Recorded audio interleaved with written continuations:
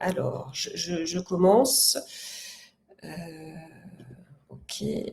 Donc, alors attendez, parce qu'il me demande des mots de passe.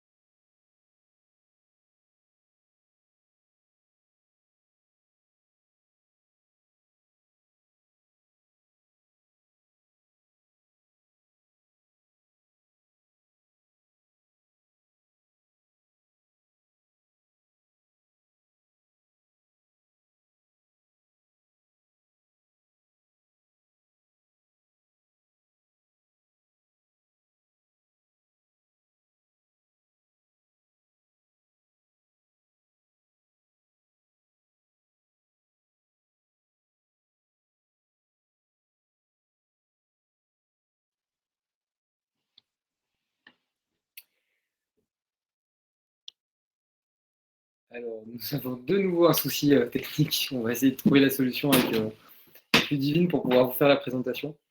On est vraiment désolé pour ce contretemps qu'on essaye de gérer. On fait au mieux.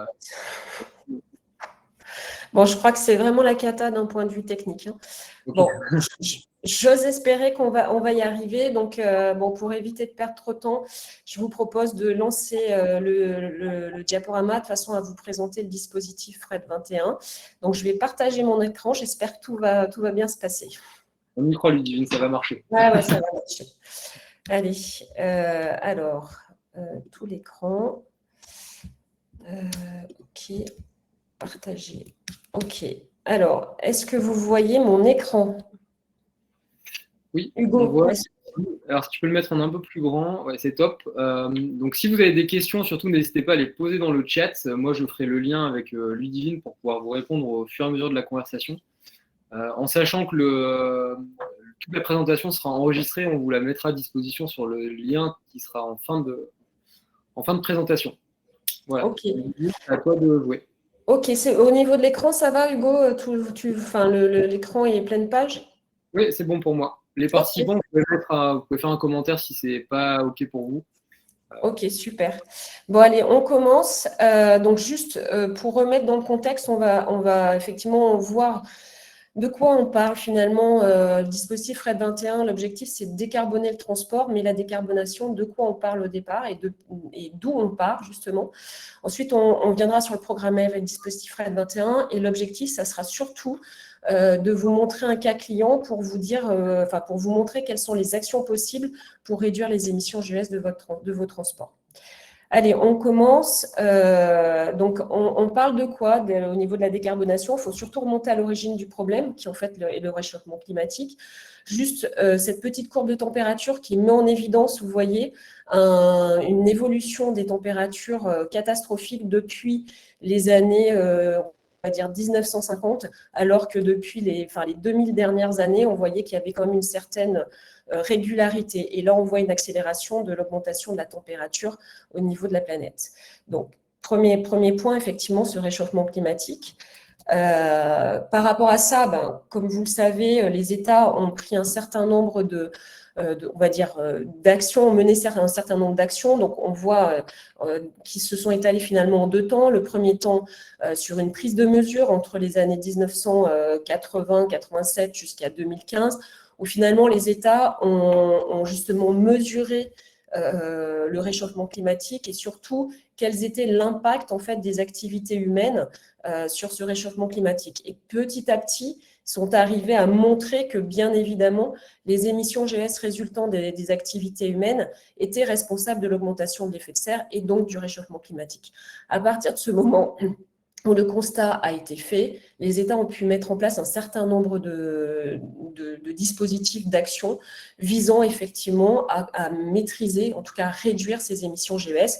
Et effectivement, on est sur une phase que l'on appelle l'accélération, où les États mettent en place le Fit for 55, l'objectif zéro carbone pour 2050, de façon à ce que effectivement chacun à son échelle puisse réduire les émissions GES du pays. Donc, par rapport à ça, juste pour rappel, effectivement, OK, les activités humaines sont responsables du réchauffement climatique et il faut qu'on limite les effets néfastes du réchauffement par, effectivement, la neutralité carbone avec cet objectif en 2050. Donc aujourd'hui, la réduction d'émissions GES est un sujet incontournable pour l'ensemble des entreprises. Pourquoi? Parce qu'elle est face à des clients qui aujourd'hui veulent de plus en plus en fait de solutions plus effectivement, on va dire, locales, moins émettrices également. Donc les clients leur font des demandes. Il y a aussi des groupes de pression assez forts qui vont effectivement demander aux entreprises des comptes par rapport à leur empreinte environnementale. Des régulateurs, bien évidemment, on voit que les gouvernements et les États mettent en place un certain nombre en fait, de réglementations pour contraindre les entreprises à travailler sur ces sujets. Certains financeurs également ne prêteront pas aux entreprises si effectivement celles-ci n'agissent pas sur leur empreinte environnementale. Bien évidemment, c'est aussi une demande des collaborateurs de travailler dans une entreprise où finalement, la préoccupation de la planète est une préoccupation. En tout cas, la préservation de la planète est une des préoccupations. Et pour finir, les actionnaires sont aussi en fait font partie des parties prenantes qui justement vont contraindre, en fait, pousser les entreprises à s'interroger sur leurs émissions GES et donc à les réduire. Maintenant, si on fait un zoom un petit peu sur le transport, parce que c'est quand même l'objectif de ce webinaire, voilà ce que l'on peut constater en Europe au niveau des gaz à effet de serre.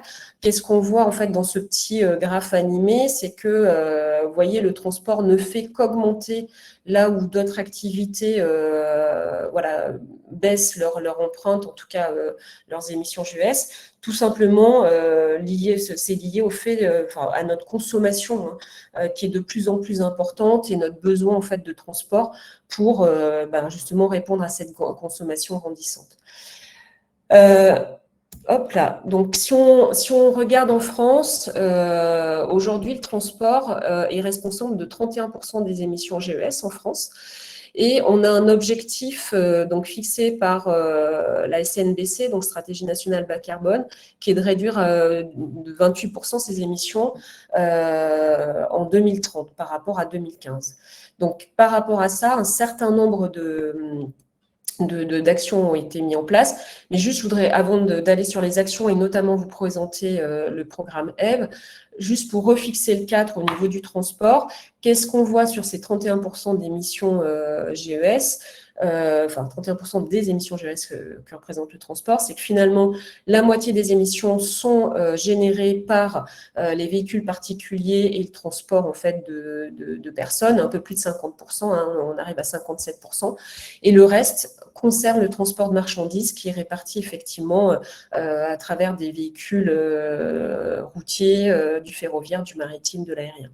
Et si on fait un zoom sur ce transport de marchandises, on voit qu'effectivement, quasiment 90% des émissions sont liées à l'utilisation en fait, de poids lourds qui, en fait, aujourd'hui, en 2020, ont constaté que 99% d'entre eux roulaient au diesel. Alors, ça s'est un petit peu amélioré depuis les années 2020, mais voilà, aujourd'hui, la photo au niveau de la France sur les transports, c'est celle-ci. Donc, vous voyez, il y a quand même beaucoup de choses à faire sur, justement, la réflexion autour de l'utilisation du transport routier. Donc, c'est là où je vous amène sur, effectivement, le programme EVE, qui a été effectivement porté donc, par différents acteurs, notamment le ministère de la Transition écologique, l'ADEME et différents acteurs, la UTF notamment, de façon à pouvoir accompagner en fait, les entreprises dans la réduction de l'impact énergétique et environnemental sur leurs activités de transport et logistique. Donc, ce programme-là touche tout l'écosystème qui fait appel qui fait appel au transport. Donc, vous voyez, vous avez ici les différents acteurs de cet écosystème. Donc, les chargeurs qui, en fait, ont leur dispositif qui s'appelle Fred 21, qu'on va voir plus amplement après. Mais vous avez également les autres acteurs que sont les commissionnaires de transport qui ont eux aussi un programme spécifique qui s'appelle FCOM, et également les transporteurs de marchandises ou les transporteurs de voyageurs d'ailleurs, qui ont leur programme qui s'appelle Objectif CO2. Donc ce programme-là, Objectif CO2, je pense que c'est quelque chose que vous avez déjà dû remarquer sur les portes des camions lorsque vous roulez, donc qui vise aussi sur cette catégorie effectivement d'acteurs à réduire les émissions GES du fret. Voilà, et donc cet engagement volontaire a été décliné au niveau des différents acteurs de l'écosystème pour pouvoir effectivement avoir des objectifs ambitieux de réduction d'émissions GES. Ludivine, je me permets de te couper, j'avais une question par rapport aux chiffres que tu as présentés sur la slide précédente. Oui. Les chiffres annoncés, on est d'accord, c'est vraiment que l'intégration de la marchandise de France. C'est-à-dire que toute la partie approvisionnement en amont, elle n'est pas intégrée dans ce chiffre-là. Au niveau c'est une photo qui fait, tout à fait, c'est une photo en fait. Alors, c'est tous les transports au niveau national. Donc, tu peux avoir de l'amont, mais à partir du moment où c'est sur le territoire national. Ok, très bien. Okay. Ça marche. Merci. Voilà. Juste pour finir, ce programme EVE est financé par des C2E, donc avec effectivement les entités que vous pouvez voir sur la slide, que ce soit aussi Plec, Total, Carrefour, etc. Donc voilà, donc c'est un projet qui est cofinancé par des C2E et qui est porté effectivement en l'occurrence par différents acteurs comme notamment l'ADEME. Juste pour vous faire un zoom donc, sur Fred 21, donc, qui est le dispositif pour les chargeurs, donc toutes les entreprises qui consomment du transport. Vous avez finalement deux types d'engagement. Le premier qui est la charte, donc qui est en fait une charte qui va viser à s'engager sur 3 ans pour réduire les émissions GES. Donc avec des outils, un accompagnement et puis une méthodologie éprouvée. Cette charte, oui, excusez-moi, je vous ai parlé du Fred 21, mais elle est valable aussi sur FCOM et Objectif CO2, donc ils ont aussi un dispositif de charte. Et le deuxième, c'est le label. Donc le label, si vous voulez, c'est un cran au-dessus de la charte, qui permet effectivement de valider l'atteinte d'un niveau de performance environnementale qui est plus élevé que la charte en l'occurrence, avec justement un audit qui est fait de l'ensemble des actions qui sont mises en place par l'entreprise pour valider effectivement la démarche et la labellisation qui est un petit peu plus on va dire, forte que la charte. Donc, effectivement, vous avez un label Objectif CO2 et un label Fred 21 qui est possible, en fait, au niveau des entreprises en termes de démarche. Voilà. Si on fait donc le zoom sur Fred 21, donc le dispositif, c'est un dispositif qui va d'abord permettre de mesurer son impact carbone transport, donc faire une photo de l'empreinte, des émissions GES sur l'activité transport. Donc ça, c'est le premier point. Deuxième sujet, ça va permettre effectivement de réfléchir à des actions de réduction d'émissions GES et donc de surtout les modéliser. C'est-à-dire que Fred 21 va vous permettre en fait de vous dire, OK, j'ai telle action possible de réduction, et cette action va me permettre de réduire de X% mes émissions GES. Donc voilà, donc ça, c'est vraiment un outil qui est très puissant justement sur la modélisation de vos actions, puisque c'est aussi ça qui va permettre de fixer effectivement un objectif qui doit être réalisé sur 3 ans, en sachant que cet objectif, c'est de réduire au minimum de 5% les émissions GES de votre périmètre, en tout cas de la photo qui aura été faite au départ, et donc vous avez 3 ans pour le réduire de 5%. Voilà, j'allais dire le plus aussi de ce dispositif, c'est que comme vous allez voir, il y a un certain nombre d'entreprises qui aujourd'hui travaillent et qui sont chartées Fred 21, vous allez pouvoir vous comparer à d'autres entreprises grâce à une plateforme effectivement d'échange de données. Donc ça, c'est aussi extrêmement riche justement pour entretenir la dynamique de réduction d'émissions GES. Donc voilà le dispositif. Donc, mesurez votre impact, modélisez les actions de réduction et vous engagez sur 3 ans avec un objectif de moins 5% au minimum. Voilà. En sachant qu'on ne l'a pas précisé ici, vous devez vous engager sur 100% de votre flux aval France au niveau en fait de votre périmètre. Que dire de plus? Voilà, les accompagnements sur Fred 21, vous avez en fait 2 types d'accompagnement, soit un accompagnement léger où finalement vous allez monter votre dossier de A à Z, c'est-à-dire faire la photo de votre bilan, modéliser vos actions, finaliser en fait vos objectifs. Ça, vous pouvez le faire de manière autonome, c'est ce qu'on appelle l'accompagnement standard ou l'accompagnement léger, qui en fait est complètement pris en charge effectivement par les C2E. Ou bien vous avez un accompagnement approfondi où là, vous allez faire appel à un cabinet référencé qui, lui, en fait, va travailler avec vous pour justement construire votre engagement, traiter vos datas, donc voilà, qui est quand même le gros du sujet, de façon à ce que vous puissiez effectivement déposer votre dossier et on travaille avec les entreprises de façon à réfléchir et à brainstormer sur les actions possibles de réduction d'émissions GES. Donc voilà, donc ça c'est un accompagnement qui s'appelle Approfondi, qui lui aussi est cofinancé par des C2E et qui est donc pris en charge partiellement.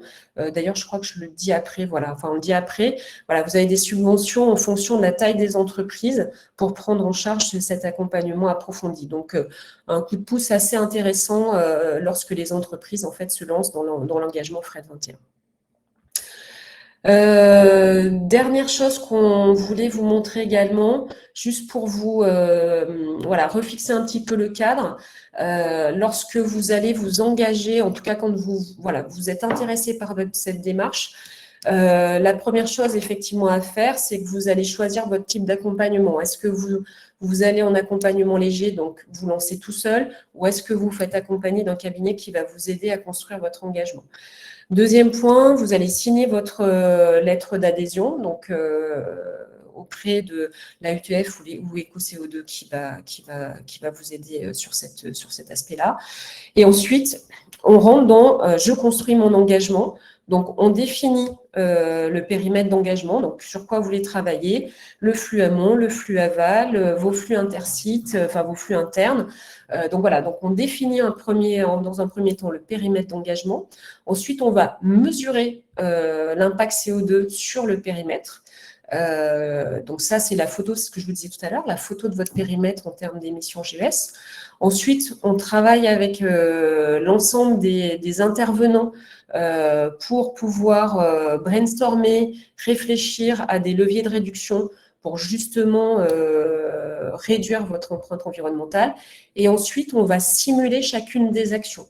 Donc, lorsque les actions auront été simulées, à ce moment-là, on va pouvoir ensemble se définir finalement par rapport à votre périmètre quelles sont les actions qui sont gardées ou pas, parce qu'elles vont être intéressantes en termes de réduction GES. Et c'est ce qui va constituer finalement votre feuille de route et donc valider votre objectif d'engagement pour dire « Ok, je vais réduire mes émissions de 5, 10, 15, 20%. » Et votre dossier ensuite va passer en comité de validation qui va accepter en fonction effectivement de votre dossier.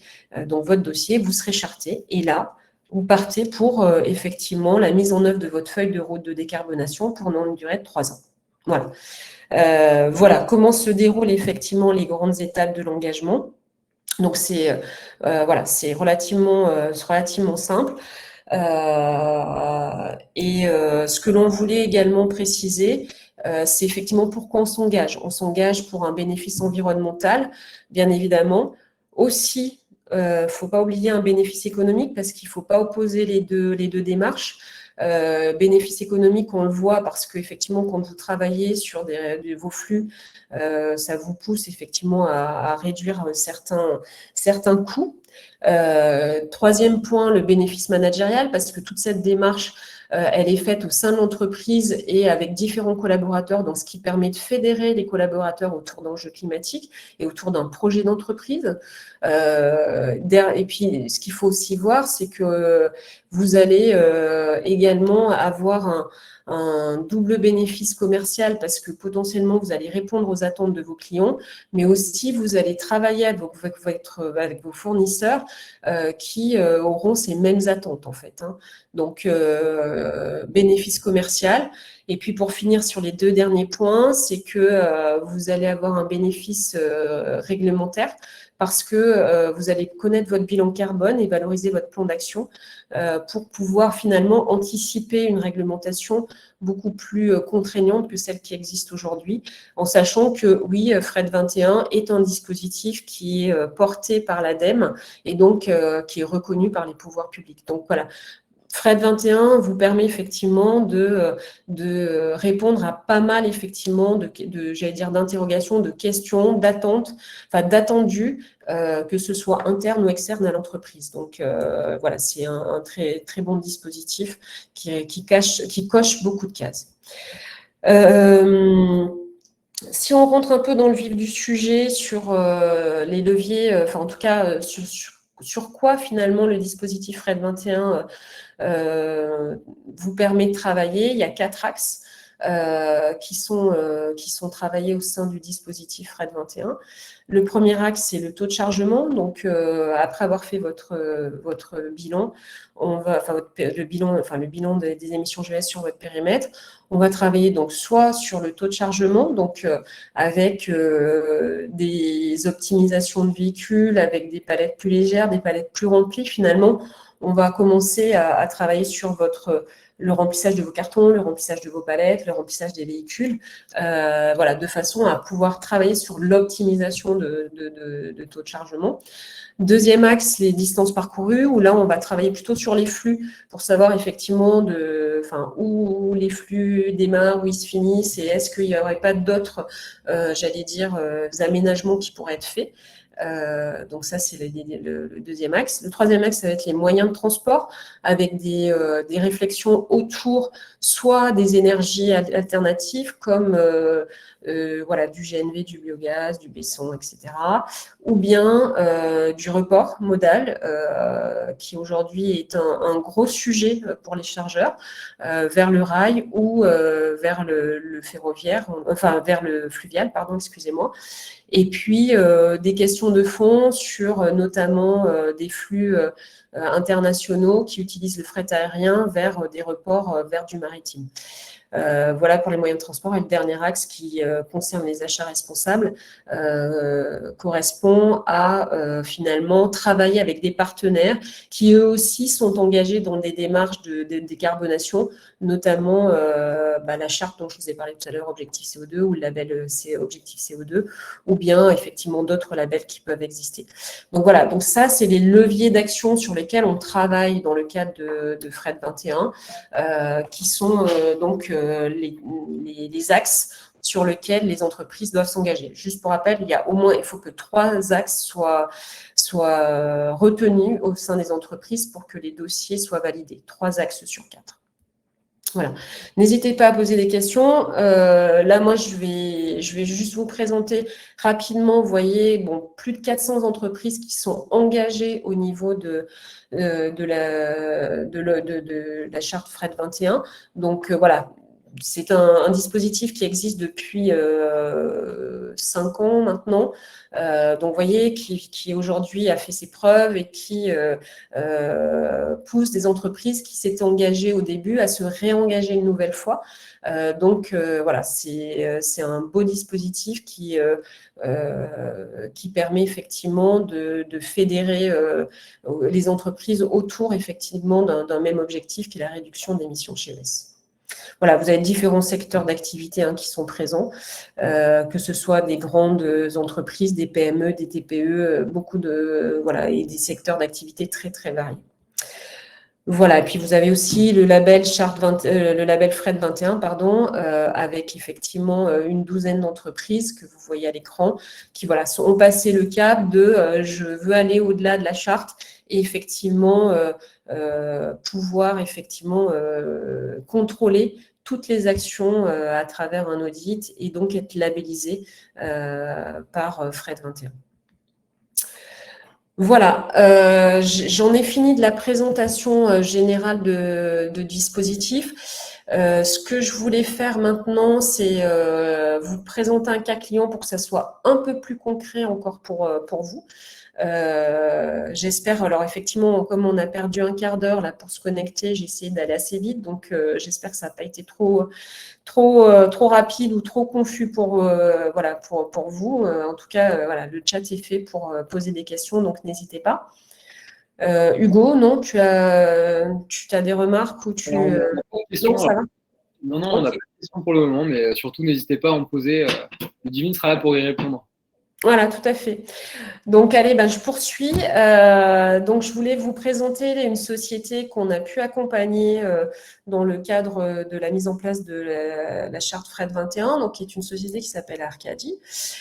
Donc, Arcadie, c'est une PME qui est spécialisée dans la distribution d'épices, de plantes, de condiments bio, donc avec différentes marques, qui est la marque Cook que vous pouvez connaître ou l'Herbier de France. Et donc, c'est une entreprise donc, qui est située dans le sud de la France et qui va alimenter à peu près 3000 magasins bio en France et en Europe et dont effectivement, enfin, qui alimente également toute l'industrie alimentaire, agroalimentaire bio. Donc, ces expéditions donc, sont effectivement soit en France, soit en Europe, soit à l'international. Ils font l'expédition en colis, en messagerie, en lot, en l'occurrence, et ils sollicitent un certain nombre de transporteurs qui ont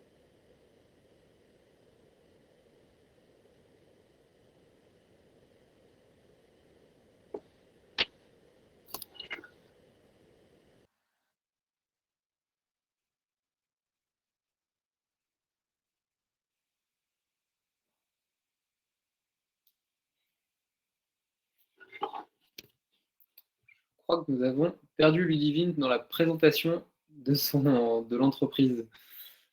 Nous allons attendre quelques instants.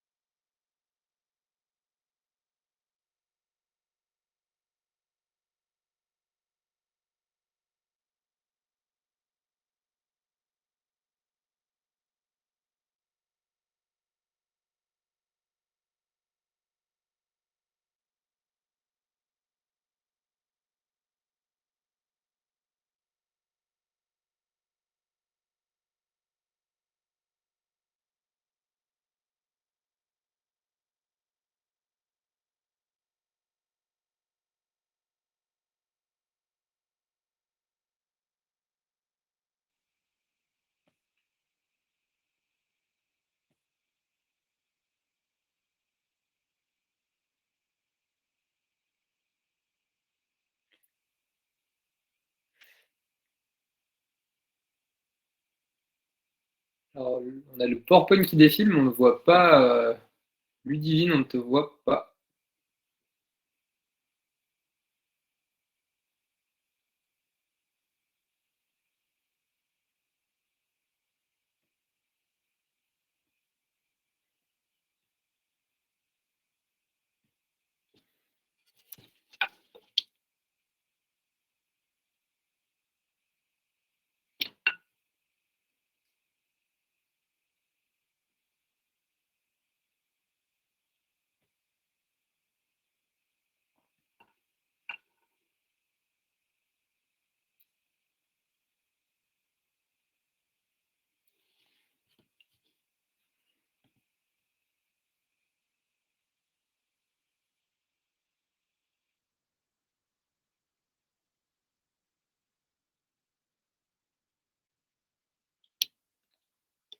Je pense que Ludivine va se reconnecter. Décidément, cette session a été en difficulté technique. On t'entend de nouveau, Ludivine. Ok, donc je ne sais pas où je m'étais arrêtée. Tu commençais à parler de l'entreprise du cas de l'entreprise que tu as accompagné. Ok, d'accord. Alors, je repars sur la présentation. Est-ce que vous voyez mon écran? C'est bon? Alors là, on te voit, mais on ne voit pas encore l'écran. Ok, alors je pense que j'ai pas. Alors, attendez.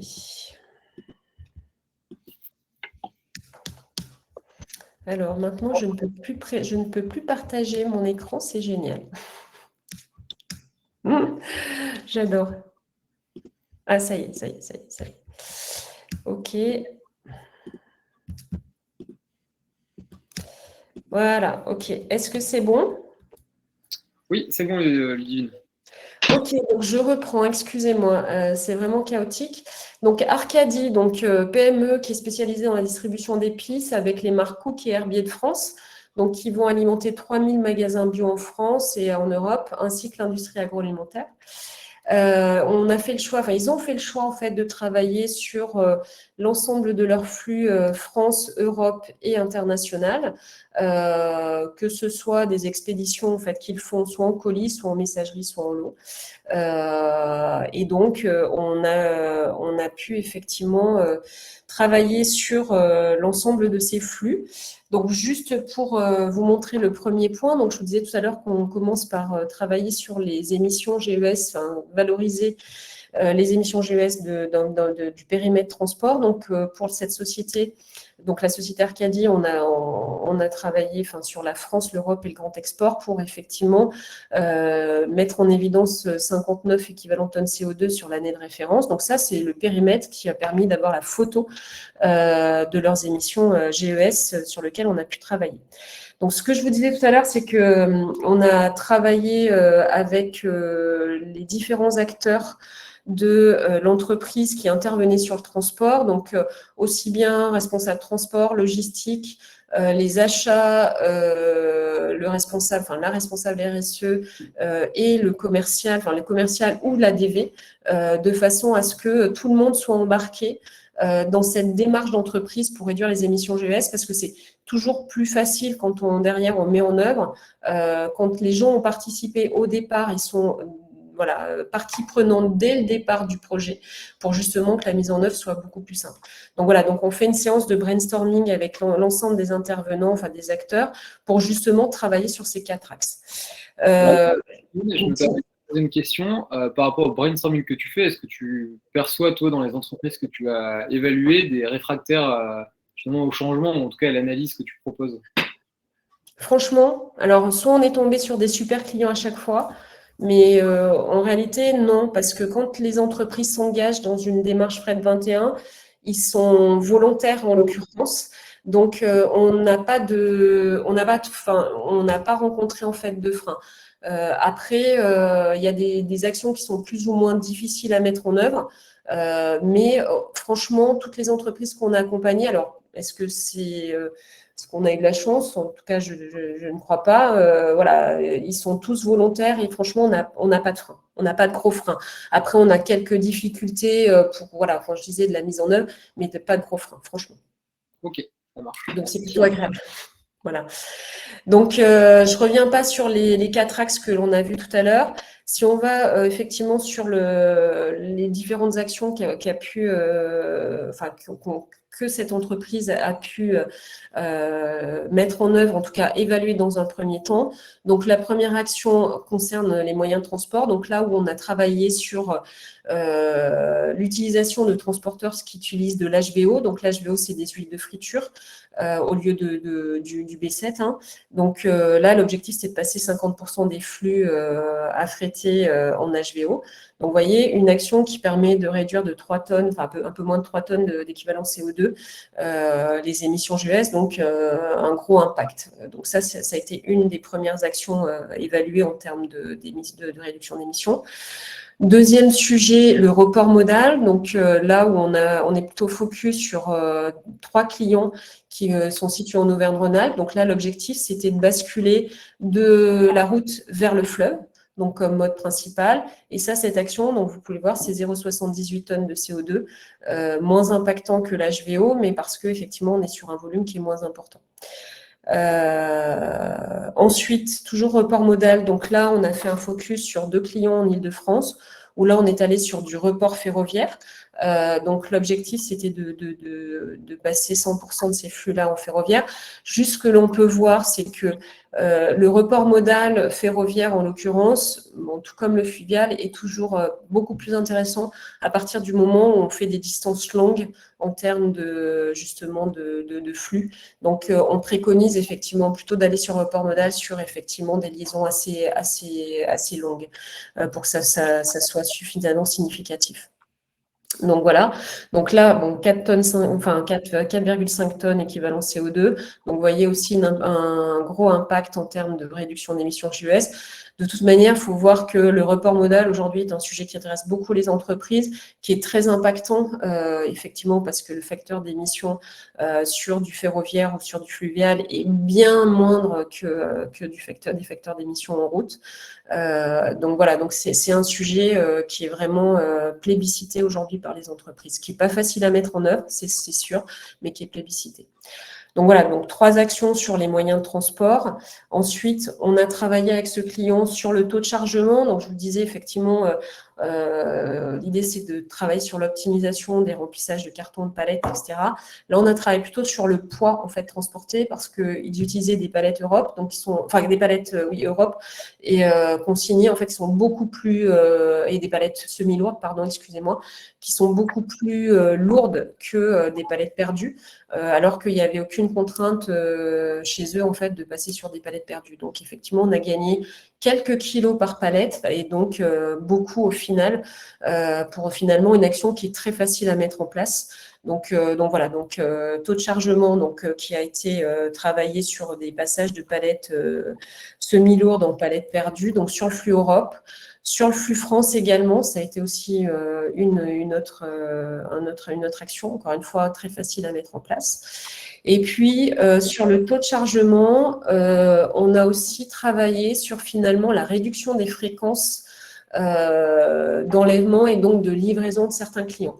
Donc ça, c'est quelque chose que les entreprises sont justement, on va dire, elles sont un peu frileuses de faire ce genre de choses, mais qu'à partir du moment où vous travaillez avec justement l'ADV, le commercial, c'est des actions qui franchement peuvent être simples, entre guillemets simples en tout cas, peuvent être mises en place. Donc, il y a la définition de certains clients, certaines zones géographiques qui peuvent être concernées par ce genre d'action. Et donc là, on a travaillé pour réduire en fait la fréquence de passer de 5 jours à 3 jours.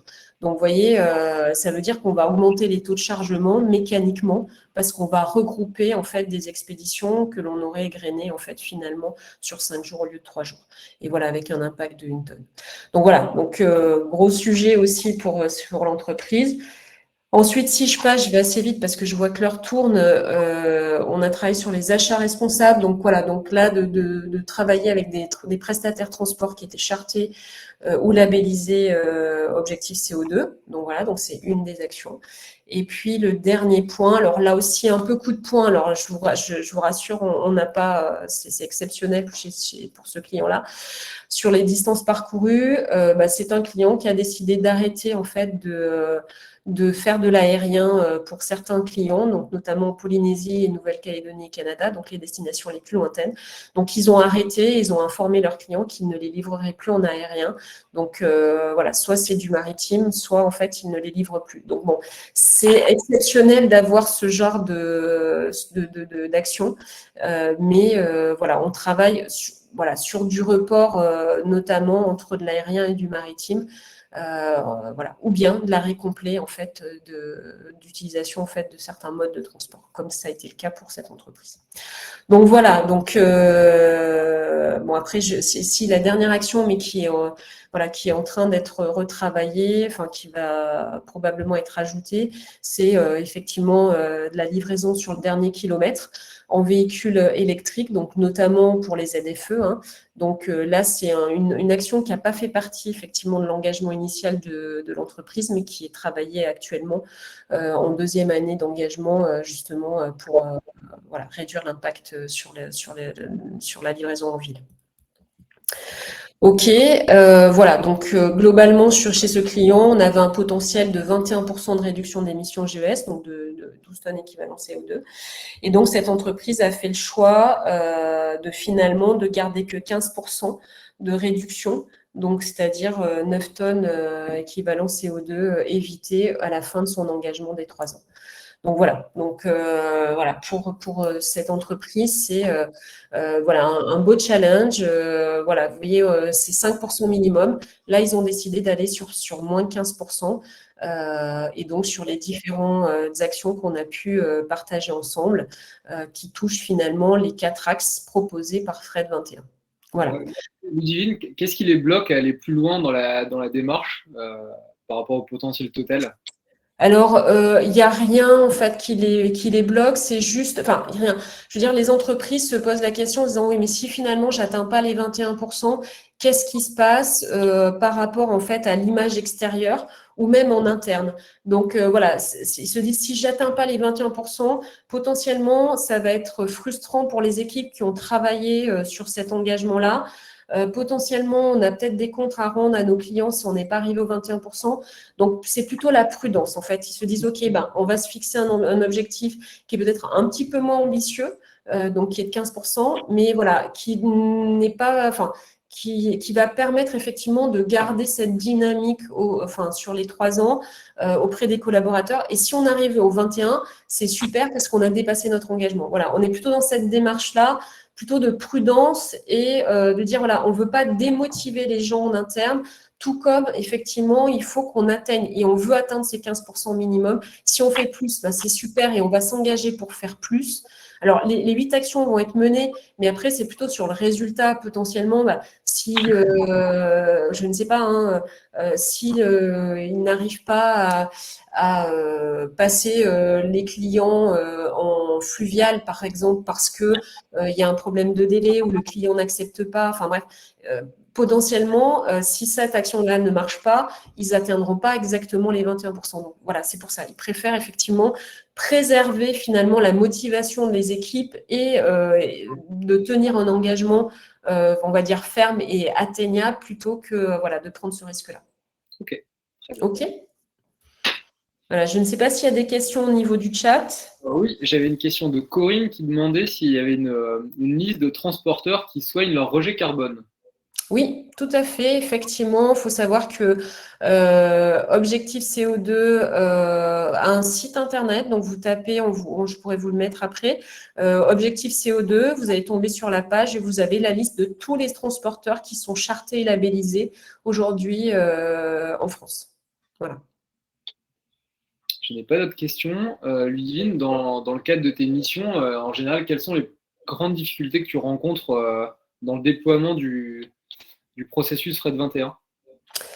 Alors, dans le cadre j'allais dire, du dépose du dossier, voilà, je construis mon engagement, je fais une photo de mon périmètre et je réfléchis à mes actions de réduction, j'allais dire aucun problème. Je veux dire, voilà, ce que je vous ai dit, on n'a pas eu de frein non plus en interne des entreprises qu'on a pu accompagner. Après, sur la mise en œuvre, ce qui est aujourd'hui, j'allais dire, peut-être ce qui est le plus difficile, mais voilà, c'est en train de s'améliorer, hein, parce que voilà, on met la lumière sur ce sujet-là. C'est effectivement le report modal. Le report modal est plus complexe que le transport routier. Donc, effectivement, ça demande de retrousser les manches parce que vous allez faire appel à différents acteurs. Parce que quand vous faites du fluvial ou du ferroviaire, vous allez avoir un poste de préacheminement, un poste de post-acheminement. Donc, déjà, vous avez un transporteur routier pour aller jusqu'à la gare ou jusqu'au port de chargement. Ensuite, vous avez votre transport principal avec un nouvel acteur, voire deux acteurs potentiels.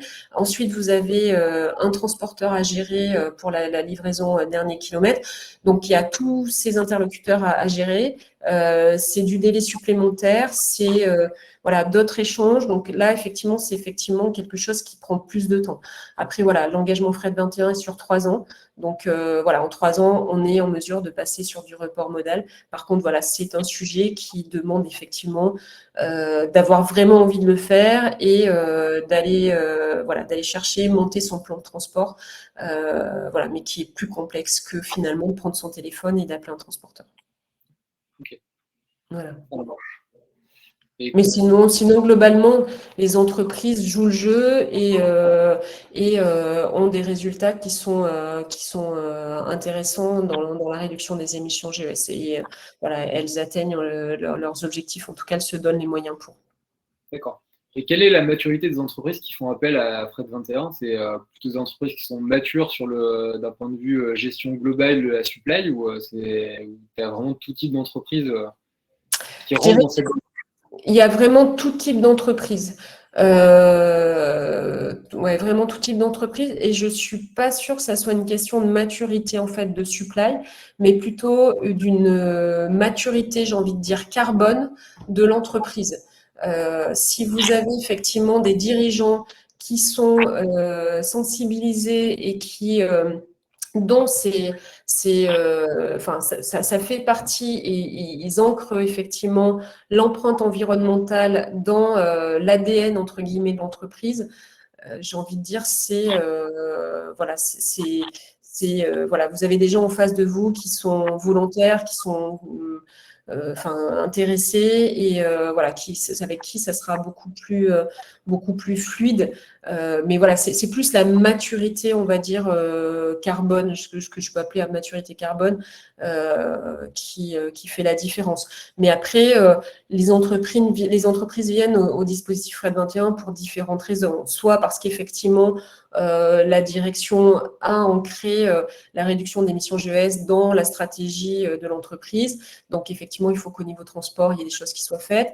Soit parce que des clients ont demandé quelles étaient les actions menées par l'entreprise dans la réduction d'impact carbone, enfin l'impact environnemental, soit c'est réglementaire, soit c'est effectivement la direction, soit effectivement c'est les clients qui demandent. Donc voilà, donc finalement les motivations peuvent être un petit peu diverses. Mais ça ne dépend pas finalement de la maturité supply chain, je pense. Très bien. Écoute, Ludmile, je n'ai pas d'autres questions. Ok, moi je voulais juste finir parce que effectivement, suite à cette présentation, on va vous envoyer en même temps que le support de la présentation une attestation de sensibilisation au dispositif Fret 21. Donc c'est une attestation en fait qui est utile pour l'ensemble des statistiques pour les porteurs du programme. Donc justement parce que je vous ai dit qu'il y avait 400 entreprises qui sont aujourd'hui engagées. Par contre, vous avez plus de je ne sais plus, je crois que c'est 2 000, 3 000, 4 000 entreprises qui sont sensibilisées. Donc voilà, donc il faut savoir qu'effectivement, on a besoin de cette attestation de sensibilisation. Si vous pouviez nous la retourner par mail, ça serait vraiment sympa parce qu'effectivement, ça permet aux porteurs du programme de voir que tout le monde œuvre dans ce sens-là pour sensibiliser les entreprises. Super. Voilà. Ludivine, je te remercie beaucoup pour la présentation qui était claire, malgré les soucis techniques qu'on a pu rencontrer. Et puis, je remercie aussi tous les participants d'avoir été là. Comme je le partageais en début de session, toute la présentation est enregistrée et sera mise en ligne sur le lien que je vais partager. Et puis après, si vous avez des questions directement, n'hésitez pas à les envoyer via l'adresse mail qui était dans la dernière slide. Ok, et ben merci. Puis excusez-nous effectivement pour le petit contretemps technique au départ. Merci à vous tous et je vous souhaite une belle journée. Belle journée, merci, au revoir.